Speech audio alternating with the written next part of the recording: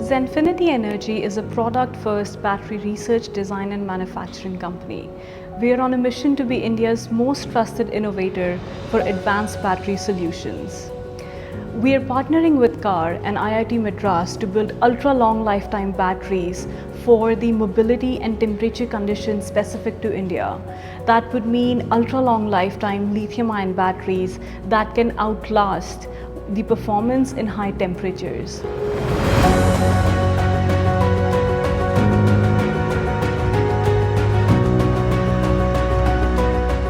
Today we are joined by someone who has moved more electrons and mindsets than most of us ever would in our lifetime.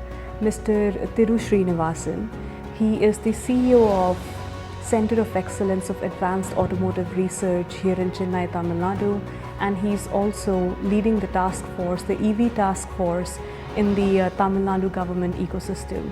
He's the man behind companies like Ather, and he has supported numerous startups grow and build themselves and scale in the EV ecosystem in India. Welcome, Mr. Thiru. Thiru, you've had an impressive 30-plus year career in EV startups and global manufacturing before establishing CAAR. Can you walk us through your journey a little bit? And then I think we'd specifically like to understand what gaps did you think you identified in the Indian, either the startup or the automotive ecosystem that led to establishment of CAAR? See, in the Indian ecosystem, especially in products like automotive and other areas, you see a lot of technology will come from abroad. They'll bring it in. There is a market in India, so they will deliver. They will do a lot of innovation in how they reach to the market, how they structure the product to the market. But the core technology can come from outside because they were not competing with the world, and the world was not really coming into India a lot. As increasingly that has evolved, there is a need for developing technology where that's global leadership in the technology. Something that's locally developed so we can modify it, we can tweak it, we can improve it, customize it. If it has been developed in abroad, the cost is very high. So people don't really tweak the technology, they tweak the application a lot. So there's a very strong need for that. We also found out that with the huge number of people that we have in India, the youth, they want jobs where there's a high value in the jobs, which means you need to create value, which means you need to do more R&D here. So it was an ideal time for us to start CAAR. Especially after spending about 15 years in US and coming back to India, I actually saw India transformed in 15 years that I was not here. Ideal for us to do this. Why now?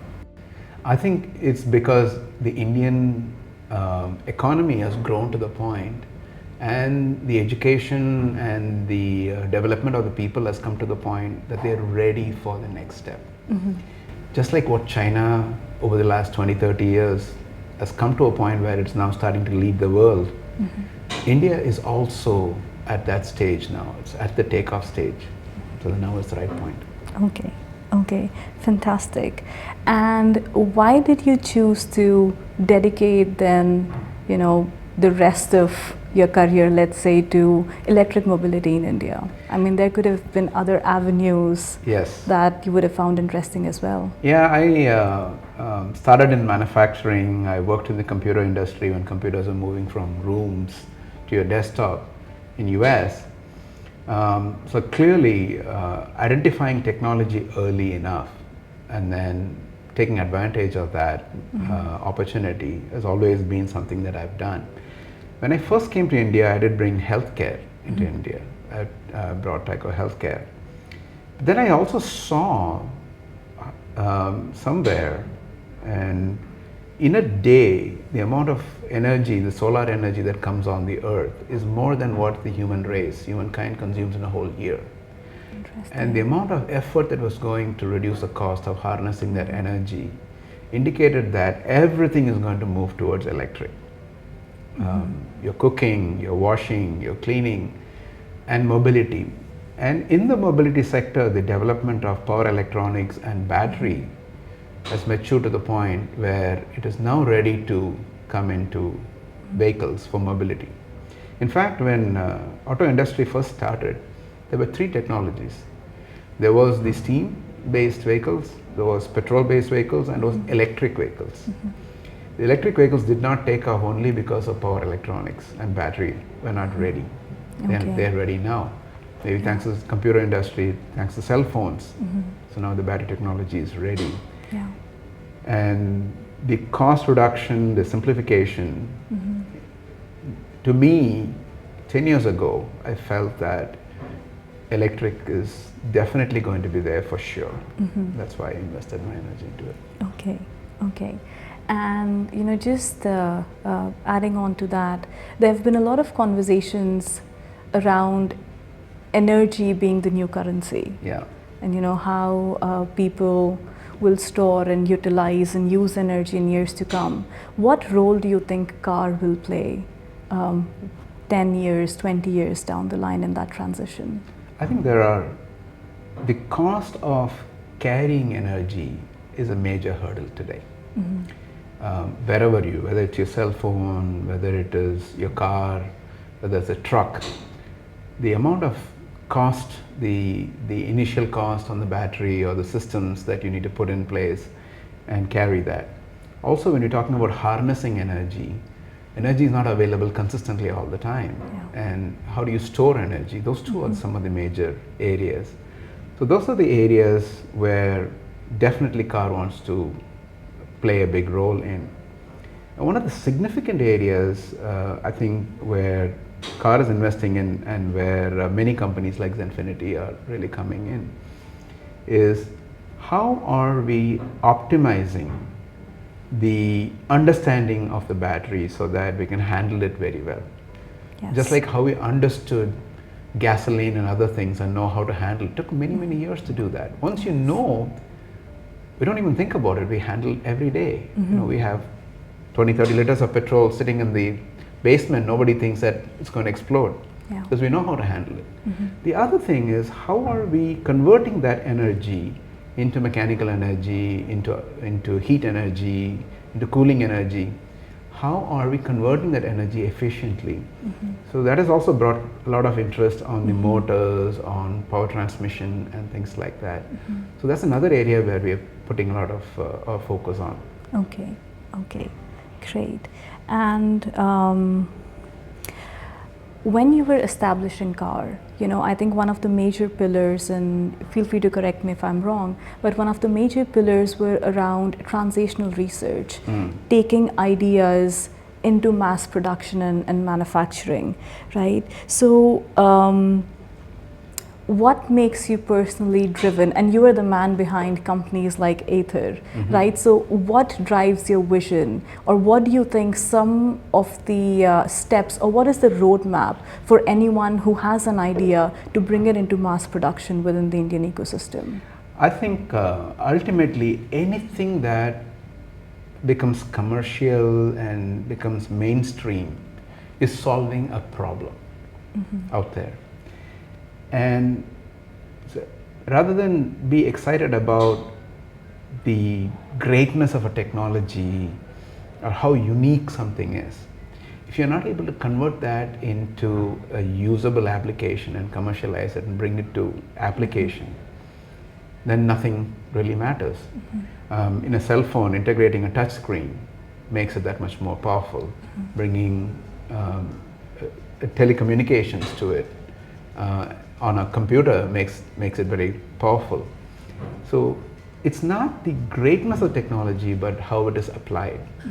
So right from the beginning, I've been very much attracted to taking an idea into production. That's why even though after graduating from IIT Madras, I got into MIT, I went to Ohio State and took up research in manufacturing, because in manufacturing your idea will be a product at the end of the day in your hands. And that has been my passion, and I strongly believe in that.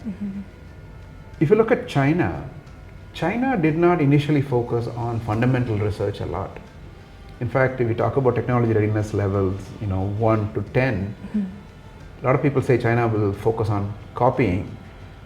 Put another way, they focus on TRL 10 or 9, where you're taking something from elsewhere and adapting it to your local needs, to your local manufacturing. So I'm a big believer in localization, innovation, where you're able to improve what you are manufacturing. And in India, we have a history of doing a lot of fundamental research, brilliant fundamental research. But what is missing in India is the translational research. Many of our ideas can be picked up by a German and translated into a product idea, and we go buy it from them. I think we can do it here. That's why we focused on translational research. And what do you think the gap or the missing part in the ecosystem is? That currently ideas are not being translated or are not bringing the amount of or the kind of impact that they can. So what do you think the missing piece is, and is there some fundamental shift that the government needs to do in their policies, or is it just the cost of implementation for a new idea is very high, and then being a cost or a very price sensitive market, the uptake of higher priced tech or products in India is low? What do you think the balance is, or what the challenges around that? I think in terms of higher price, Indian industry has learned to handle it. They have brought it into niche markets. Some of the most expensive products do sell in India. So that is not an issue anymore. As the economy has grown, the appetite for this has grown. The issue is the risk element.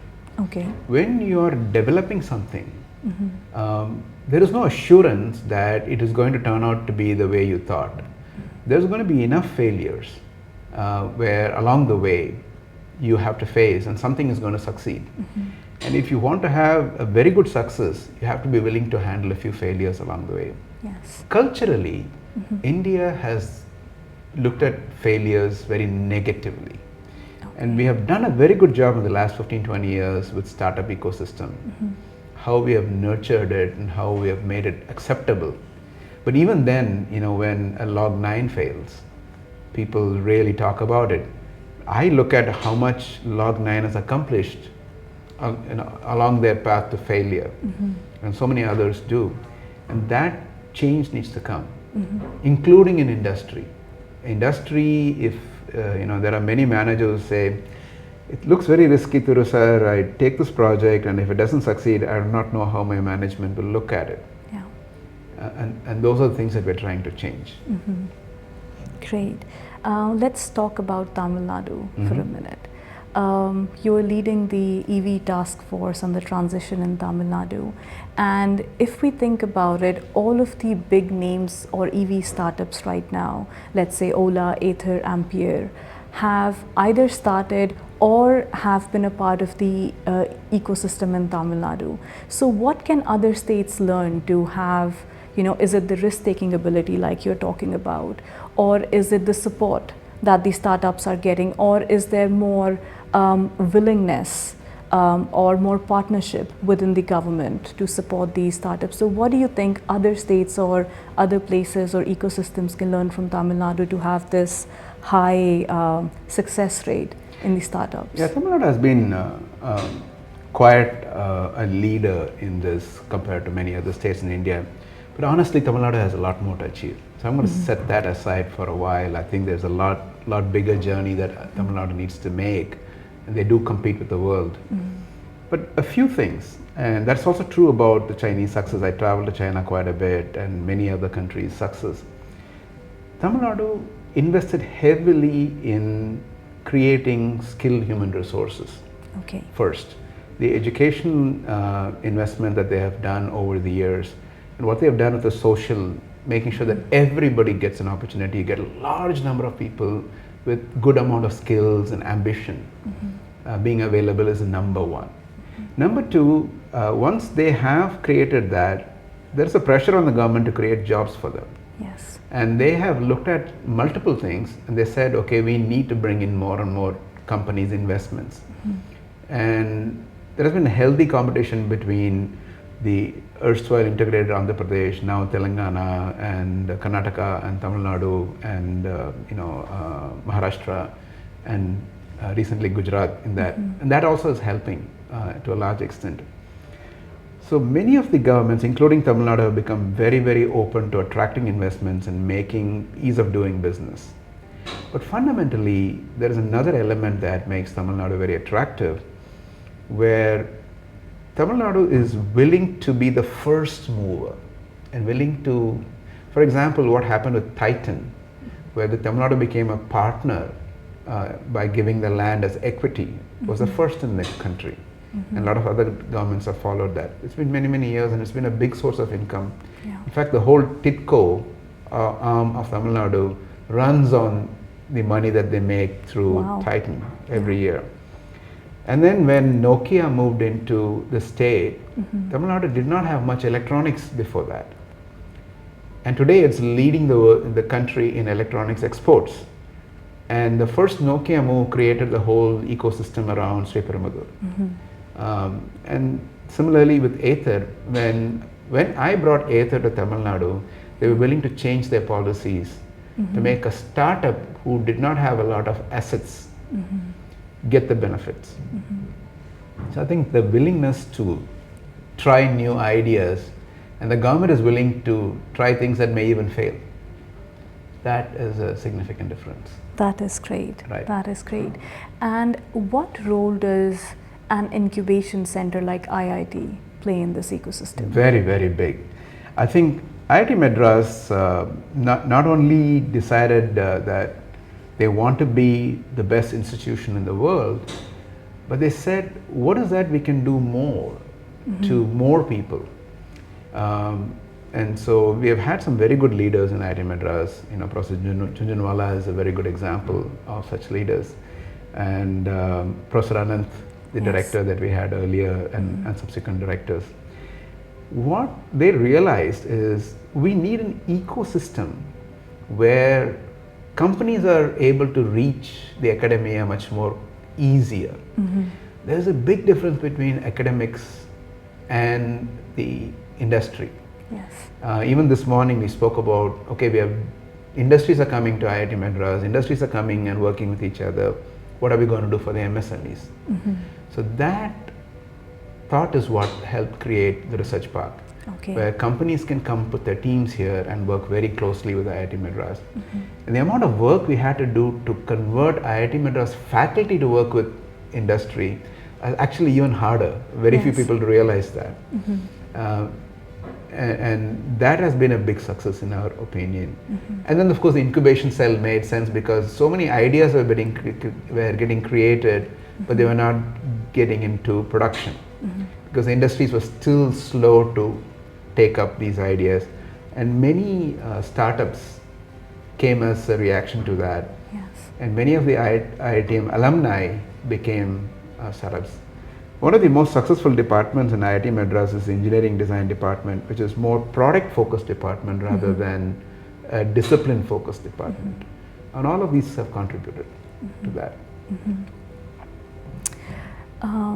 So Zenfinity also, because of CAAR, is now a part of this incubation center, like this whole ecosystem. And thank you so much for supporting us with that. So CAAR, IIT and Zenfinity now, you know, our vision is to work on the energy storage system, like you're talking about localization. So build batteries for Bharat. I mean, I think that's what we all are looking towards. So what do you envision the contribution, you know, of, if we call it a small or a micro ecosystem, let's say, where you have organizations like CAAR, and then the academia support from IIT, and then a corporate, or let's say a startup like Zenfinity. So what do you envision, you know, down the line in, let's say, 5-10 years, our contribution should be towards the battery industry in India or the battery tech? I think you picked on very early on, CAAR is about translational research. Yes. And why we do that is we are the bridge between the industry that eventually gets the products out and the idea creation, right? And in the case of Zenfinity, Zenfinity is not only, you know, an industry that converts very well, but also has the capability to do a lot of research. Yes. So instead of us having to bring them a TRL 8, we may be able to work bring the material 6 and together work with them. Not only do all the work ourselves and work with them. That's fantastic. And they're also working with Jeff Dawn's lab in Canada. And so this is, hopefully, this is the poster child of how we should do translational research, not only for Bharat, but for Bharat to lead the world. Yes. Right? The world needs this. Yes. And we have a responsibility to be able to develop these things very successfully and deliver to the world. The model of creating very good foundational models from an academic point of view on the battery and how the batteries are managed and things like that, how the chemistries are being managed, how we are able to test these things much more effectively. Rather than taking 6 months, if we can do it much faster because we have built all these capabilities. How do we lead the world in these capabilities so we are able to develop solutions? It's interesting, once you have the capabilities, the solutions that you develop are a lot more than what you originally imagined. Yes. Things that you didn't even think about when you started. And that's what's going to happen, I think. Great. And you spoke a little bit about we touched a little bit on manufacturing and commercialization and hitting scale. So for companies like Zenfinity and a lot others that are a part of the incubation system here, being R&D first companies, I think as founders or as people within the company, our goal is always to stay 2 steps ahead of what is available in the market or what's being researched, right? So how do you think, or what is your advice to startups that they maintain this balance of commercialization and still focusing on what their next product should be? I think companies like Zenfinity and when I was helping Aether, it's very, very critical to understand where you are going to create value, where you're able to bring value, and where you have to bring partnerships to complement you. Okay.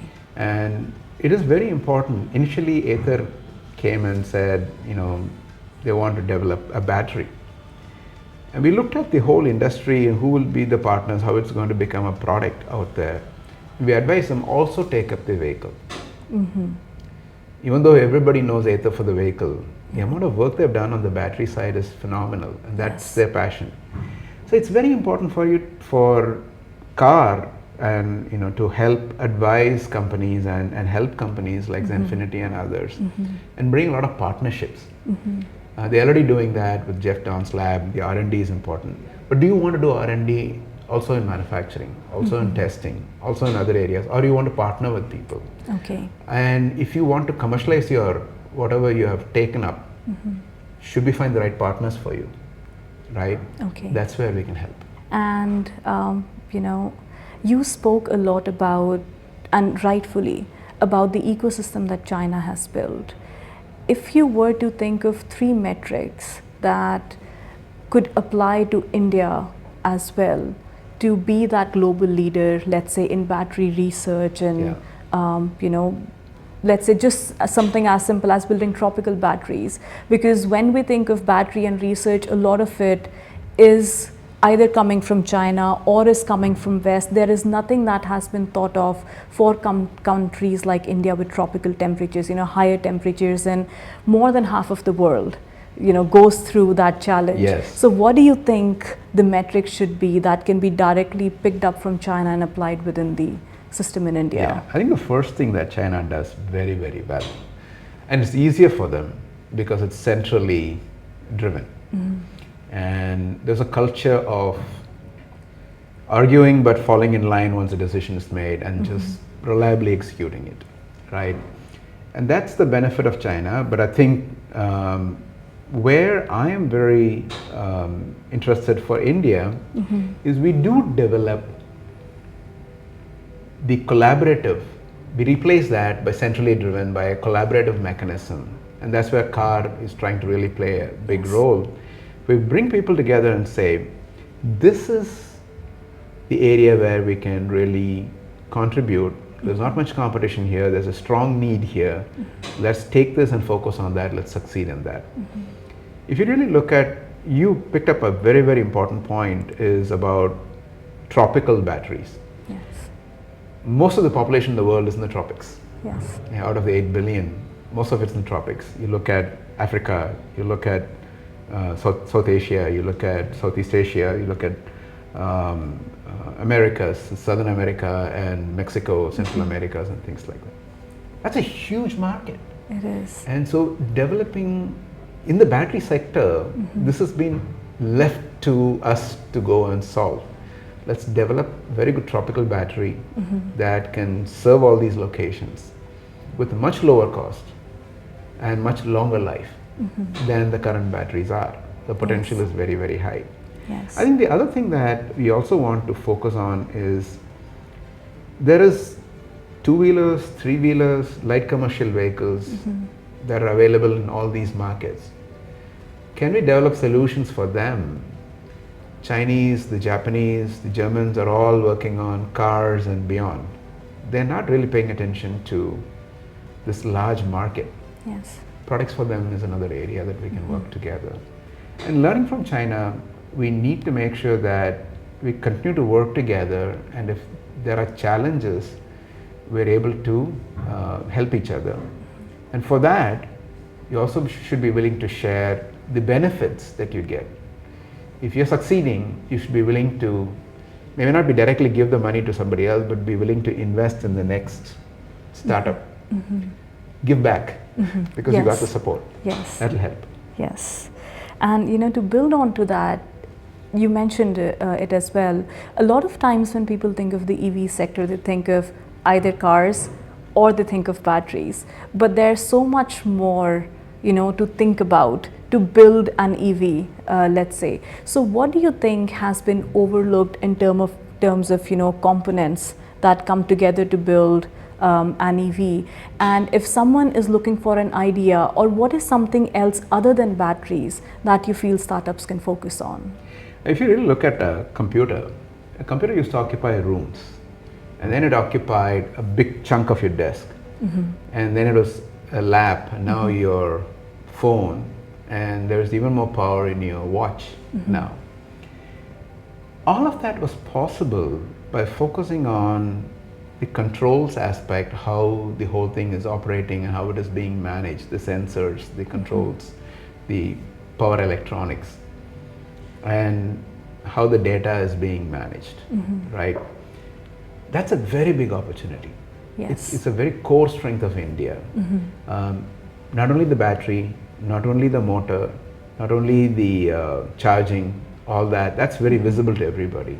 But the whole idea of the smarts and how you can integrate them in the hardware, both in the controls hardware, the software, and power electronics is a very, very big opportunity. We should not lose sight of. Okay. Yeah. Okay. Yeah. And I think just last few questions for today. But for every Ather that succeeds, there are hundreds of startups in manufacturing and in research that unfortunately, don't make it. So what do you think initially when, just when startups, when they know their product market fit and they are just starting to get to scale, what do you think they should focus on to increase their chances of success? Very, very, very good question. It's been, very close to my heart. The first thing that we need to do is make sure that there's no shame in the failure. Culturally, we need to make sure that we are spreading the message. Failures are indeed the stepping stones for success. As far as, they failed because they tried hard and something didn't work out the way, it's perfectly okay. We need to be able to support them and continue to give them another opportunity to try something else. That's number one. Number two, for that to work, we also need to make sure that the failures are not going to hurt them a lot, which means the amount of investment that is up for loss. That's one of the arguments that we used in Tamil Nadu to change their policy, where it originally demanded that you invest in all your infrastructure yourself. Now Tamil Nadu and many other states are also looking at this, where they're saying, okay, we'll give you the infrastructure. People say, okay, we'll give you a space where you can come and use, it's a shared space to start your company. Similarly, we are talking about a shared factory and leased factory, shared equipment, and more common facilities, test facilities, things that are common. So the actual investment that you are doing is in the core area where you are making a difference, not on all the other paraphernalia that you need to invest in. So if you fail, you're only losing that small portion. Yes. And then you can start again, and now that land is not a mini mill that is now locked up. That's now available to somebody else to go use. So these are things that we're trying to do to make sure that psychologically it's okay to fail, monetarily it doesn't hurt you too much, and you can restart. And I think those will help. Okay. And do you think, as a startup founder, I think a lot of us have that mindset of trying to keep control for as long as we can. And, I think I have that as well. So I do want to understand what would help us, because what you're saying is really important, because, it helps us scale, it helps us learn, and resources are the most, constrained things in startups in a way. So how do we, from the first get-go within the culture of the organization, and as we start thinking of building something, inculcate that mindset of, okay, we don't have to do this alone. We don't have to take up everything from doing research to, finding, like you're saying, finding a land or finding a facility, and that it's okay to seek out support and let go a little bit, and it's okay to share your idea with others. So what do you think we need as a founder to build a little bit of that mindset? I think there is a balance between control and risk of failure. A lot of people are worried that this is my idea and somebody is going to take it and going to do better than me. My answer to that is that's a real concern. So what you need to be very good as a startup is not about the idea, it's about how you execute it fast. The antidote to losing control is by being very good at executing fast. If you are really good at converting your idea into a product very quickly, getting into the market, you won't be so worried about somebody else also copying. If they're not as fast as you are, then no worries, you're going to be there. Being the first mover and executing it very well is good. And I always tell my friends at Ather, they're one of the first movers, but when it comes to execution, we always like to complain, right? You could be better. Yes. Maybe the volume growth could have been faster. Maybe more products could have come out faster. That's the secret. It's not so much about the control, it's about gaining ground. You can have control and be locked up in the ground floor. That's not good enough. Yes. And, a slight, I think, off-topic question to you, but because it's, let's say that idea is a startup founder's baby in a way, right? Yeah, it is. And you want your children to be perfect. So a lot of times I think what also delays or what slows down implementation is that notion of perfection that we have, that let's say for me or for Zenfinity, not for me but for Zenfinity, if we are coming into the battery space and we are working on long lifetime batteries that are resilient in high temperatures in India, when we think of implementation and when we are 50% or let's say 60% we have the right product, we're always like, oh, but this 40% is still missing, maybe I can make it better. And then I should bring it to the market. So do you have any thoughts or comments on that maybe? Very much. See, we sit here and we imagine this is what perfect is. What we don't realize is we really do not know in the eyes of the market what they are really looking for, what perfection really is. And we really do not know who our competitors are and what they are working on. Yes. Omega, a company that I worked for, became the #1 company in the data storage business. but the whole data storage industry was collapsing. So we became the big fish in a small pond. Originally it was a big ocean. Yes. So I think it's more important for you to get your product out to the market and let the market tell you. The feedback from the market is more important than for you to tell yourself that you have made a perfect product. There's a balance. You can't bring a product that does not meet the minimum criteria for it to be in the market. So understanding what the minimum is what's important. And once you achieve the minimum, don't wait for perfection, launch it in the market and continue working on improving it. And you keep launching other versions. That's what I would recommend. You know, the last question for today. Looking ahead, or let's say looking back from 2030, which Indian innovation in the EV ecosystem do you believe will make global headlines, and why does this particular advancement matter more than the business metrics of whether they think or whether the system in itself thinks they succeeded or not? I think today the biggest area where the world seems to be missing it is in putting together a complete product that is optimized. People are working on optimizing the battery, people are working on optimizing the motor, people are working on optimizing the charger, more and more powerful chargers, everything. But it's very important for us to understand what an optimal overall solution is, product solution is.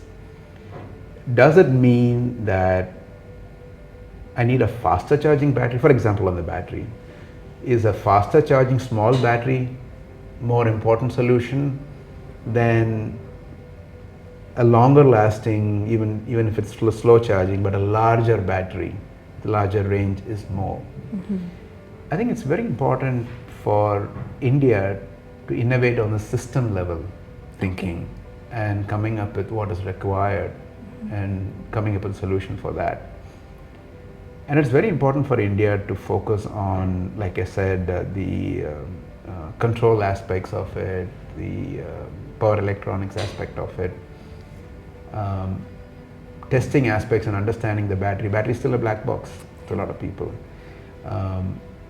And how can we manufacture it more effectively? These are some of the areas where I think we will achieve success if we can lead. There's plenty of room. I don't think China has taken everything off the table. We still have a lot of things to do. Yes. And just as we close for today, what is one myth about either the EV ecosystem or the startup ecosystem in India that you would like to break through, that people think is how governance or establishing startups would work? I think there's a lot of interest in doing assembling a product together and selling, and I think we can win.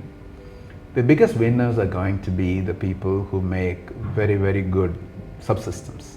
The Intels, the Microsofts of the EV world are the ones whom we need. There's definitely a place for a good software player. There's definitely a place for a good battery player. Even though CATL has been doing very, very well, they still leave a lot on the table. There's a very good place for a good model and testing, somebody who can emulate vehicles and things like that. The myth that you can just buy a good piece of components and put it together and make a good product, that's not true. I mean, what Apple did with putting a touchscreen and completely destroyed the market for BlackBerry, for example, is a very, very good example. So there's no easy answers to achieving the success on a product. Initially, many existing players said, no, EVs will not happen in India. India is a different market. But then once they saw success, they've been able to come in and also capture a portion of the market. But if it is a core technology, that has been developed by an Indian company, that would be a little harder for some of these, like the Bajajas and others, to so quickly move in and grab it. Okay, fantastic. Well, thank you so much. Thank you for the Thank opportunity. you. I wish that we together create a lot more successes, Yes. and look forward to working with you. Likewise, Thiru sir. Thank you. Thank you so much. After this enlightening discussion with Mr. Thiru, I hope we can take back some wisdom around what it takes to build an idea to scale, what it takes to build a startup or anything that might be from ideation to production to mass manufacturing to create impact of research in this economy and ecosystem. At Zenfinity, we are building our team ground up. If you're interested in being a part of a core research team that really revolutionizes and changes what long lifetime batteries mean for India and for high temperature usage, please join us. We are situated at the IIT Madras Research Park here in Tamil Nadu, in Chennai, and we are also partnering with CAAR, so you can reach us at www.zenfinity.energy. Thank you so much.